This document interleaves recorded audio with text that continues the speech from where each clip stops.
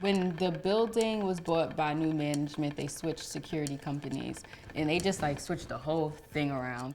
There's a big screen TV broken up maybe into like 12 or more smaller screens that are constantly switching floors. And then like to see like people tap their key fob and then the screen pops up, it's just like, whoa.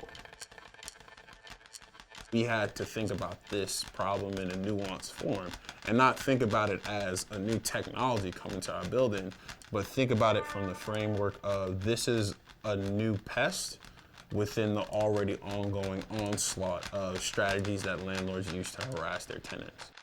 When I first answered the door, I thought the man had kind of looked familiar, and I cracked the door. "I have a warrant for your arrest."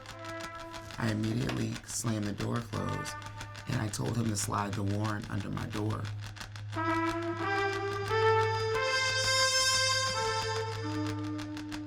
We received this really thick manila packet, probably had like 30-something pages in it. And it had a one-pager about the type of technology that they would be using, which was Stone Lock's facial recognition heat mapping system, which they tried to sell as being like a better alternative to other facial recognition systems. But to get into the building, I would need to scan my face.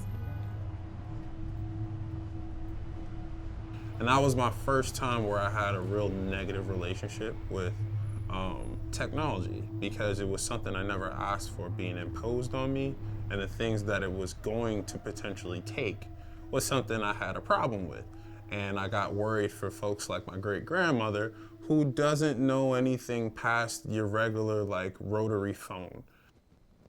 I'm raising a brown boy in New York City, in gentrified Brooklyn. It does not make me feel safe for my son. It does not make me feel good at all. I don't want his biometric data in some system from when he was 4 years old.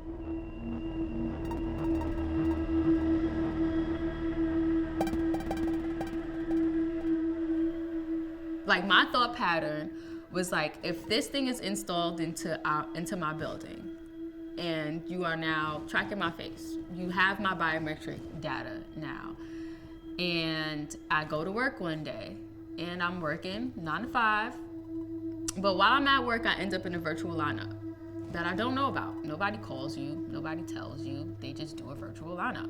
But now I have to fight the algorithms.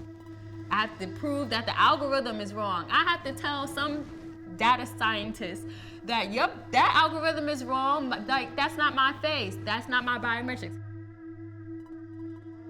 I was looking out of my bedroom windows, and there was officers in my patio area, and one on my fire escape. One was holding his holster like this, and the other had a long gun, and they were pointing directly at me. And that escalated it quite a bit. Yeah.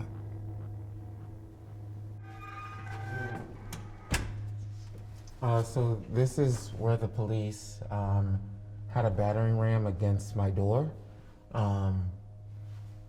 Inside, the walls were shaking, pictures were falling down. I could hear them counting loudly, saying 1, 2, 3, boom. There's evidence that they use facial recognition software to track me, and a lot of the details are pointing towards that. I know that they utilized my social media.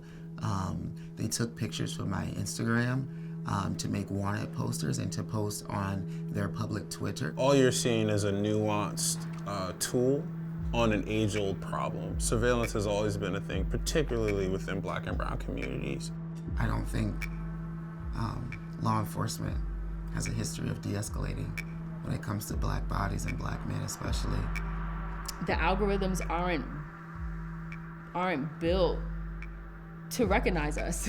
Faces like ours are not put into the data sets. So they automatically have bias against us because they don't know us, so they see us as a threat. The right thing to do sometimes is never easy, and you just gotta accept that. And so I think that's what we've accepted here at Atlantic.